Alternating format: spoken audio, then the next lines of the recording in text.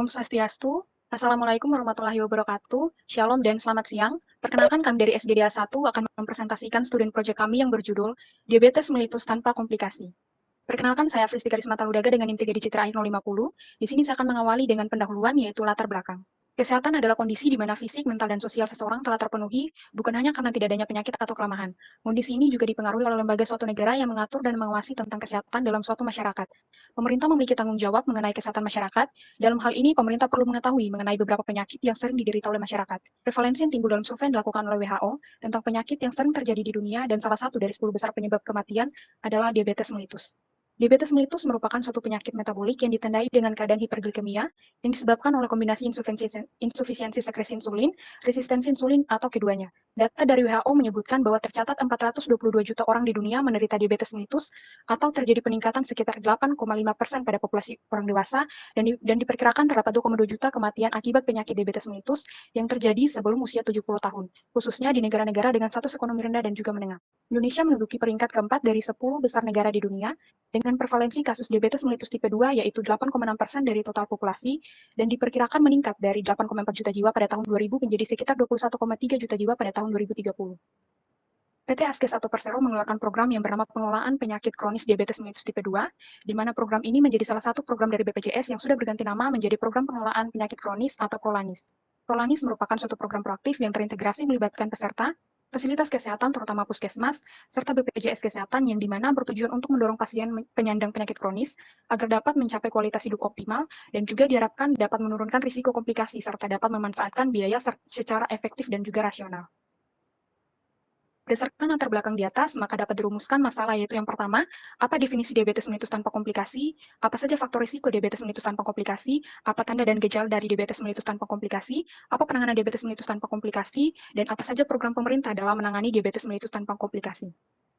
Adapun beberapa tujuan yang ingin dicapai, yaitu yang pertama untuk mengetahui definisi dari diabetes mellitus tanpa komplikasi, untuk mengetahui faktor risiko dari diabetes mellitus tanpa komplikasi, untuk mengetahui tanda dan gejala pada penderita diabetes mellitus tanpa komplikasi, untuk mengetahui penanganan dari diabetes mellitus tanpa komplikasi, dan juga untuk mengetahui program pemerintah dalam menangani diabetes mellitus tanpa komplikasi.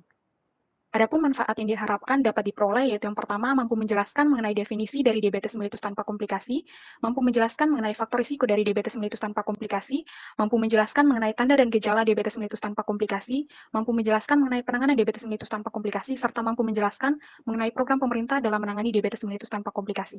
Sekian dari saya, bisa dilanjutkan oleh rekan saya. Lanjut ke subklub yang selanjutnya itu tentang definisi dari diabetes mellitus. Jadi untuk diabetes mellitus ini merupakan suatu penyakit akibat adanya kelainan metabolik, yang mana dari kelainan tersebut memiliki karakteristik adanya hiperglikemia kronis dan juga kerusakan pada proses metabolisme karbohidrat, protein dan juga lemak. Yang mana dari ketiga tersebut karbohidrat merupakan kerusakan yang paling mendasar pada penyakit diabetes mellitus yang dapat menyebabkan kenaikan pada kadar gula darah pada dalam tubuh manusia. Penyakit metabolik ini biasanya disebabkan karena adanya kelainan dari sekresi insulin ataupun dari kerja dari insulin tersebut di dalam tubuh. Nah, untuk diabetes mellitus sendiri di sini ada terbagi jadi 4 tipe. Yaitu pertama ada tipe diabetes mellitus tipe 1.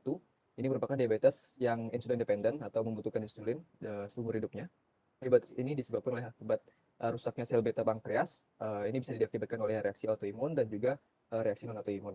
Namun ini lebih sering diakibatkan oleh reaksi autoimun. Ini menyebabkan sel beta tidak dapat memproduksi insulin sehingga kadar glukosa dalam tubuh ini menjadi tidak stabil dan menyebabkan tingginya kadar glukosa dalam tubuh. Lalu yang kedua itu ada untuk diabetes tipe 1 ini sering terjadi pada usia anak-anak. Dan untuk yang kedua itu diabetes mellitus tipe 2. Ini merupakan diabetes yang non insulin dependent, tidak membutuhkan insulin. Ini terjadi akibat adanya suatu proses resistensi insulin dalam tubuh manusia. Nah, kelainan ini terjadi pada saat proses pengikatan glukosa pada reseptor yang menjadi penyebab terjadinya resistensi insulin di dalam tubuh manusia. Nah, untuk diabetes mellitus tipe 2 ini seringkali terjadi pada usia-usia 40 tahun ke atas dan ini sering dihubungkan dengan adanya gaya hidup yang buruk dan juga obesitas menjadi faktor predisposisi penyebab diabetes mellitus tipe 2. Yang ketiga itu diabetes pada kehamilan. Untuk diabetes pada kehamilan ini merupakan kehamilan yang disertai adanya peningkatan resistensi insulin pada ibu hamil dan juga hal ini terjadi akibat gagalnya ibu hamil ini mempertahankan glikemia pada dalam tubuh atau kadar gula normal dalam tubuh. Untuk diabetes kehamilan ini sering terjadi pada kehamilan trimester kedua dan juga trimester ketiga. Dan juga pada diabetes kehamilan di sini faktor yang menyebabkan diabetes pada kehamilan itu bisa karena ibunya ini pernah mengalami diabetes mellitus kehamilan, diabetes mellitus sebelumnya, dan juga ibu hamil di sini memiliki berat badan berlebih atau obesitas. Lalu yang keempat itu ada diabetes mellitus tipe lain. Itu diabetes mellitus tipe lain ini merupakan diabetes yang mengalami hiperglikemi akibat dari kelainan yang lebih spesifik. Biasanya kelainan yang berupa kelainan endokrinopati seperti Cushing syndrome. Lalu ada sindrom genetik seperti Down syndrome dan juga Klinefelter syndrome, dan juga ada mengonsumsi obat-obatan yang dapat mengganggu dari fungsi sel beta pankreas. Itu sekian dari definisi. Bisa lanjut ke subbab selanjutnya. Baik, teman-teman, saya akan dibawakan dulu. Jadi sekarang saya akan epidemiologi. Jadi dari sudut pandang epidemiologi diperkirakan bahwa prevalensi penyakit tidak menular seperti diabetes mellitus pada tahun 2030 mencapai 21,3 juta orang. Penyakit diabetes mellitus ini merupakan masalah yang sangat serius dan berdampak terhadap produktivitas.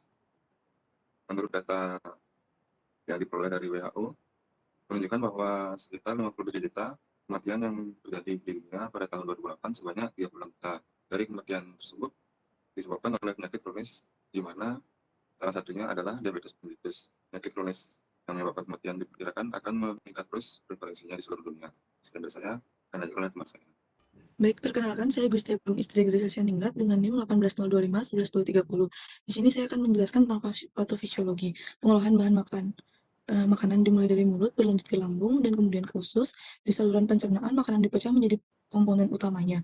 Glukosa adalah karbohidrat, asam amino dan adalah protein, dan asam lemak adalah lemak. Ketiga nutrisi tersebut diserap di usus dan dilepaskan ke dalam pembuluh darah, di mana mereka beredar ke seluruh tubuh untuk digunakan sebagai bahan bakar. Untuk bekerja sebagai bahan bakar, nutrisi ini harus terlebih dahulu masuk ke dalam sel dan diproses. Dalam sel, nutrisi terutama glukosa dibakar melalui proses kimia kompleks yang menghasilkan energi sebagai hasil akhirnya. Proses ini disebut metabolisme. Insulin memainkan peran yang sangat penting dalam proses metabolisme. Insulin dapat memasukkan glukosa ke dalam sel dan menggunakannya sebagai bahan bakar. Insulin adalah zat atau hormon yang disekresikan oleh sel beta di pankreas. Selanjutnya dilanjutkan oleh teman saya. Baik, mohon izin untuk memaparkan mengenai faktor risiko. Saya Diaca Pramendari dengan 3 digit NIM terakhir 061. Untuk faktor risiko sendiri dapat dibagi menjadi 2, yaitu yang dapat dimodifikasi dan juga yang tidak dapat dimodifikasi. Untuk yang dapat dimodifikasi, yaitu berat badan yang berlebih atau obesitas, lalu gaya hidup yang pada saat ini mengikuti perkembangan zaman, lalu merokok dan juga hipertensi. Hal ini dapat dimodifikasi mungkin dari berat badan yang berlebih tersebut, pasien bisa melakukan diet dan juga tidak terlalu mengikuti perkembangan zaman, yaitu tidak terlalu banyak mengonsumsi makanan cepat saji. Untuk merokok mungkin bisa dikurangkan untuk rokoknya, dan juga untuk hipertensi apabila sudah memiliki riwayat tensi yang tinggi, pasien bisa disarankan untuk melakukan pengecekan setiap bulannya ke puskesmas atau pelayanan kesehatan yang esensial. Lalu terdapat yang tidak dapat dimodifikasi, yaitu berupa usia, riwayat keluarga, dan juga riwayat diabetes gestasional. Di mana di sini usia biasanya seperti yang sudah dipaparkan rekan saya tadi, bahwa usia lebih dari 40 tahun sekarang banyak yang mengalami diabetes mellitus. Lalu untuk yang tidak dapat dimodifikasi yang kedua, yaitu riwayat keluarga dan juga riwayat diabetes gestasional, atau pada saat lahir menderita berat badan yang berlebih, dan juga pada saat ibunya mengandung mengalami suatu diabetes. Mungkin sekian, bisa lanjutkan ke berikutnya.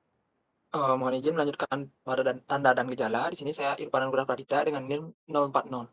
Di sini yang pertama tanda dan gejala dari diabetes mellitus adalah sering buang air kecil atau poliuri. Tingginya kadar gula darah yang dikeluarkan lewat ginjal selalu diiringi oleh air atau cairan tubuh, maka buang air kecil menjadi banyak. Bahkan saat tidur di malam hari kerap terganggu dikarenakan harus keluar masuk kamar kecil. Kemudian yang kedua yaitu haus dan banyak minum atau polidipsi. Banyaknya urin yang keluar menyebabkan cairan tubuh berkurang sehingga kebutuhan akan air minum meningkat. Kemudian yang ketiga yaitu kelelahan. Rasa lelah muncul karena energi menurun akibat berkurangnya glukosa dalam jaringan atau sel. Kadar gula dalam darah yang tinggi tidak bisa optimal masuk ke dalam sel disebabkan oleh menurunnya fungsi insulin sehingga orang tersebut kekurangan energi. Kemudian yang keempat yaitu meningkatnya rasa lapar atau polifagia. Sel tubuh mengalami kekurangan bahan bakar atau sel starvation. Pasien merasa sering lapar dan ada peningkatan asupan makanan. Untuk yang kelima yaitu meningkatnya berat badan. Berbeda dengan diabetes mellitus tipe 1 yang kebanyakan mengalami penurunan berat badan, penderita tipe 2 seringkali mengalami peningkatan berat badan. Hal ini disebabkan terganggunya metabolisme karbohidrat karena hormon lainnya juga terganggu. Kemudian yang terakhir yaitu gangguan mata. Penglihatan berkurang disebabkan oleh perubahan cairan dalam lensa mata. Pandangan akan tampak berbayang disebabkan adanya kelumpuhan pada otot mata. Untuk tanda dan gejala cukup sekian. Di sini dilanjutkan oleh teman saya. Selamat siang, perkenalkan nama saya Gusti Evita Dewi Ramadhani dengan 3 digit internal nomor 1. Di sini saya mau izin untuk menyampaikan terkait dengan diagnosis dari diabetes mellitus sendiri. Sebagaimana yang tadi sudah disampaikan oleh kawan saya depan terkait dengan tanda dan gejala, di sini terkait dengan keluhan klasiknya, kurang lebih sebagaimana tadi sudah disampaikan oleh kawan saya berkaitan dengan tanda dan gejalanya, yaitu ada poliuria, polidipsia, polifagia, dan juga ada penurunan BB yang tidak dapat dijelaskan sebabnya. Nah, berdasarkan keluhan klasik tersebut, kita juga dapat melihat hal lainnya seperti pemeriksaan darah vena, di mana melalui pemeriksaan darah vena dengan sistem enzimatik ini kita bisa melihat daripada gula darah atau juga HbA1c-nya. Yang pertama kita bisa mendiagnosa berdasarkan gejala klasik dan juga gula darah puasanya, di mana di sini gula darah puasanya minimal itu 126 mg per dl. Kemudian kita lihat pada opsi 2-nya itu dia gula darah sewaktu, yaitu lebih dari 900 mg per dl disertai dengan gejala klasik. Nah, andaikan kalau misalkan tanpa adanya gejala klasik sebagaimana tadi sudah saya sudah ada tertera pada layar terkait dengan keluhan klasiknya, maka di sini kita perlu melakukan pemeriksaan gula darah sebanyak 2 kali, di mana masing-masing untuk gula darah puasanya seperti yang tadi yang pertama, di opsi pertama itu 126 minimalnya, dan gula darah sewaktunya adalah 200. Dan di sini kita juga bisa melihat daripada HbA1c-nya, di mana HbA1c daripada penegakan diagnosis diabetes mellitus yaitu lebih atau sama dengan 6,5%. Sekian untuk diagnosis diabetes mellitus. Bisa selanjutnya dilanjutkan oleh kawan saya. Terima kasih. Perkenalkan, nama saya Indra Setiana dengan nomor 6210. Saya akan melanjutkan pada pelaksanaan dan prognosis. Di sini kita laksana pada diabetes mellitus tanpa komplikasi. Yang pertama itu ada evaluasi medis, di mana evaluasi medis itu dari 4 poin, yaitu riwayat penyakit, di mana di sini kita menanyakan usia dan karakteristik saat onset diabetes, pola makannya bagaimana, riwayat tumbuh kembangnya pasien pada saat anak atau dewasa itu bagaimana, lalu pengobatan yang pernah diperoleh dari pasien, lalu pengobatan yang sedang dijalani oleh pasien, riwayat komplikasi akut ada atau tidak, lalu riwayat infeksi sebelumnya ada atau tidak, gejala dan riwayat pengobatan komplikasi itu ada atau tidak, lalu pengobatan lain yang mungkin berpengaruh pada glukosa darah itu seperti apa saja, lalu faktor risikonya apakah ada, seperti merokok, hipertensi, dan penyakit jantung koroner. Lalu ada riwayat penyakit dan pengobatan selain DM, dan juga karakteristik budaya, psikososial, pendidikan, dan status ekonomi. Lalu poin kedua yaitu ada pemeriksaan fisik, di mana kita melakukan pengukuran tinggi badan dan berat badan, lalu pengukuran tekanan darah, termasuk pengukuran tekanan darah dalam posisi berdiri, dan mencari kemungkinan adanya hipotensi ortostatik. Lalu di sini dilanjutkan dengan pemeriksaan rongga mulut dan kelenjar tiroid, lalu ada pemeriksaan jantung, dilanjutkan evaluasi nadi dan denyut jantung, lalu ada pemeriksaan kaki secara komprehensif, lalu selanjutnya pemeriksaan kulit, pemeriksaan tingkat aktivitas fisik melalui kuesioner, lalu yang terakhir ada tanda-tanda penyakit lainnya yang bisa disebabkan oleh DM. Lalu selanjutnya ada evaluasi medis, yaitu pemeriksaan kadar gula darah puasa dan 2 jam TTGO. Lalu yang selanjutnya ada pemeriksaan kadar HbA1c. Lalu setelah itu yang terakhir lapisan komplikasi di sini dilakukan untuk meyakinkan apakah benar-benar tidak ada komplikasi yang dialami oleh pasien. Lalu setelah itu kita lanjutkan dengan intervensi farmakologis. Kita bisa menggunakan obat oral atau injeksi, seperti yang untuk injeksi itu ada injeksi insulin.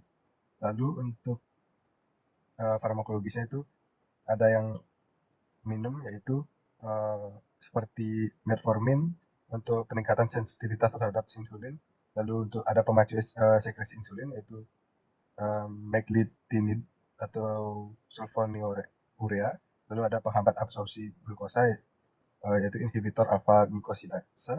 Lalu ada penghambat dipeptil peptidase 4 dan juga ada penghambat sodium glucose transporter 2. Lalu selanjutnya bersamaan dengan pemberian intervensi farmakologis, kita juga memberikan cara pengaturan makanan dan latihan jasmani bagi pasien. Prognosis di sini di tandanya baik itu seiring jalannya pengobatan, dilihat dari tanpa adanya komplikasi yang terjadi pada pasien di kemudian hari. Terima kasih. Dilanjutkan oleh teman saya. Baik, perkenalkan saya Gede Purnomo Wisnawa dengan 3 digit dan akhir 190. Ini saya akan menjelaskan tentang program pemerintah dalam ini DM tipe 2. Nah, upaya kesehatan mencakup kesehatan fisik, mental, termasuk dan juga intelijensia dan sosial. Nah, terdapat 3 tingkatannya, yaitu dari upaya kesehatan tingkat pertama yaitu primer, yang kedua adalah sekunder, dan yang ketiga itu adalah tersier. Nah, di sini saya akan menjelaskan tentang tingkat primer. Tingkat primer itu merupakan sebuah upaya yang dilakukan untuk memiliki atau mengurangi faktor risiko, yaitu untuk mengurangi intoleransi terhadap glukosa yang berpotensi orang-orang yang berpotensi dan yang terkena diabetes mellitus. Nah, salah satu program pemerintah dalam penanganan primer diabetes mellitus adalah Posbindu PTM, di mana Posbindu PTM ini merupakan sebuah peran masyarakat dalam melakukan kegiatan deteksi secara dini dan juga pemantauan orang dengan faktor risiko yang dilakukan secara rutin dan periodik, di mana dengan tujuan yaitu untuk meningkatkan peran masyarakat secara aktif dalam mencegah dan menemukan risiko. Sekian dari saya dan Baik, perkenalkan nama saya Nagula Natalia Putri dengan NIM akhir 250. Izin lanjutkan ke yang tingkat sekunder, yaitu merupakan rujukan lanjut, di mana tingkat sekunder ini dibagi menjadi dua, terdapat dua jenis, yaitu pelayanan kesehatan perorangan sekunder dan pelayanan kesehatan masyarakat sekunder. Di mana pelayanan kesehatan perorangan sekunder ini merupakan pelayanan kesehatan spesialistik yang dilakukan oleh dokter spesialistik, nantinya akan menerima rujukan, baik rujukan berupa kasus maupun spesimen dari PKPP atau pelayanan kesehatan perorangan primer. PKPS ini dilakukan di fasilitas kesehatan tingkat sekunder seperti rumah sakit secara kelas C atau fasilitas milik pemerintahan lainnya. Sedangkan untuk PKMS ini, dia nantinya akan menerima rujukan dari PKMP, jadi dari Pelayanan Kesehatan Masyarakat Primer, yang nantinya akan memfasilitasi dalam bentuk sarana teknologi dan sumber daya manusia di bidang kesehatan, di mana penyelenggaraannya merupakan tanggung jawab dari Dinas Kesehatan. Next. Lalu, hal-hal yang bisa dilakukan di tingkat sekunder itu, upaya kesehatan yang bisa dilakukan, seperti yang pertama ada deteksi dini dengan evaluasi medis, mulai dari anamnesis, pemeriksaan fisik, pemeriksaan lab, dan atau penunjang, lalu dilanjutkan dengan penata laksanaan atau pemberian pengobatan yang dilakukan bersamaan dengan pengaturan makan dan pola hidup bersih dan sehat seperti aktivitas ringan rutin. Jadi untuk obat hipoglikemik oral yang bisa diberikan itu ada sulfonylurea, metformin, insulin, dan lain-lain. Dan yang terakhir itu pengendalian penyakit, bisa dilakukan evaluasi secara berkala dan rutin, dan yang dimonitor itu ada kadar glukosa darah sesuai dengan target terapinya, HbA1c, glukosa urin, tekanan darah, dan lain-lain. Next. Dan untuk pencegahan yang bisa dilakukan di tingkat sekunder itu dilakukan untuk mencegah perburukan dan menghambat timbulnya faktor penyulit dari diabetes mellitus seperti misalnya penyakit kardiovaskular, di mana hal tersebut bisa dilakukan dengan deteksi dini untuk menemukan faktor risiko penyulit penyakit dan juga dengan program penyembuhan untuk meningkatkan kepatuhan pasien dalam pengobatan dan juga terkait PHBS, di mana materi edukasi yang diberikan di tingkat sekunder dan atau tersier itu bisa diberikan edukasi terkait pengenalan dan pencegahan faktor penyulit akut maupun kronis dari DM, terkait penata laksanaan DM dan kepatuhannya, terkait rencana kegiatan khusus seperti perjalanan haji dan lain-lain, lalu terkait keadaan khusus seperti misalnya ada kehamilan, puasa, dan lain-lainnya, lalu hasil penelitian dan pengetahuan tentang DM, serta edukasi perawatan kaki pada pasien DM dengan ukus neuropati perifer atau PAD. Next. Baik, perkenalkan, nama saya Tika Rizky Nurlaila dengan 3 digit terakhir 200. Di sini saya akan melanjutkan di tingkat tersier, di mana upaya kesehatan tersier ini adalah upaya kesehatan rujukan unggulan yang terdiri dari pelayanan kesehatan perorangan tersier atau PKPT dan pelayanan kesehatan masyarakat tersier PKMT, di mana untuk PKPT sendiri dia adalah pelayanan kesehatan yang menerima rujukan subspesialistik dari pelayanan kesehatan di bawahnya dan dapat merujuk kembali ke fasilitas pelayanan kesehatan yang rujukannya dilaksanakan oleh dokter subspesialis atau dokter spesialis, di mana pelaksanaannya sendiri ini dilangsungkan oleh rumah sakit umum, rumah sakit kelas A dan B ataupun milik pemerintah dan swasta. Kemudian untuk PKMT sendiri merupakan pelayanan kesehatan masyarakat yang memberikan fasilitas berupa sarana, teknologi, sumber daya manusia kesehatan, rujukan operasional, di mana ini dia dilaksanakan oleh pelayanan kesehatan, Dinas Kesehatan Provinsi, unit kerja terkait di tingkat provinsi, Kementerian Kesehatan, unit kerja terkait di tingkat nasional. Kemudian untuk pelaksanaan umum diabetes sendiri dilaksanakan di layanan kesehatan primer, meliputi anamnesis, pemeriksaan fisik, evaluasi laboratorium, dan penampisan komplikasi. Nah, penampisan komplikasi ini apabila tidak dapat dilangsungkan di pelayanan kesehatan primer, maka dapat dilakukan di pelayanan kesehatan tersier ataupun sekunder. Kondisi pasien diabetes mellitus yang diharuskan segera dirujuk pelayanan kesehatan sekunder ataupun tersier, yaitu adalah ditemukannya adanya ketoasidosis, stres berat badan yang menurun dengan cepat, dan ketonuria. Next. Kemudian untuk pencegahan diabetes mellitus sendiri ini dalam tingkat tersier itu difokuskan pada beberapa kelompok pasien yang telah mengalami kesulitan dalam upaya mencegah terjadinya kecacatan lebih lanjut, di mana pencegahan dilakukan ini dalam bentuk penyuluhan edukasi, di mana hal ini hampir sama dengan pada tingkat sekunder, di mana yaitu berupa pengenalan dan pencegahan dari akut kronis, kemudian ada edukasi perawatan kaki dan ukus, kemudian ada keadaan khusus yang dihadapi, seperti ada perjalanan haji, kemudian ada juga rencana kegiatan khusus, kemudian ada pelaksanaan DM dan penyakit lainnya. Sekian dari saya, dan juga oleh rekan saya selanjutnya. Terima kasih. Baik, terima kasih. Di sini saya Aditya dengan 3 nilai jurnal akan langsung membacakan tentang kesimpulan dari studi proyek ini, yaitu yang pertama, diabetes mellitus merupakan kelainan metabolik yang dapat menyebabkan berbagai komplikasi. Kemudian ada 3 jenis dari diabetes mellitus, yaitu diabetes mellitus tipe 1 dan 2, diabetes mellitus nasional, dan diabetes mellitus tipe lain.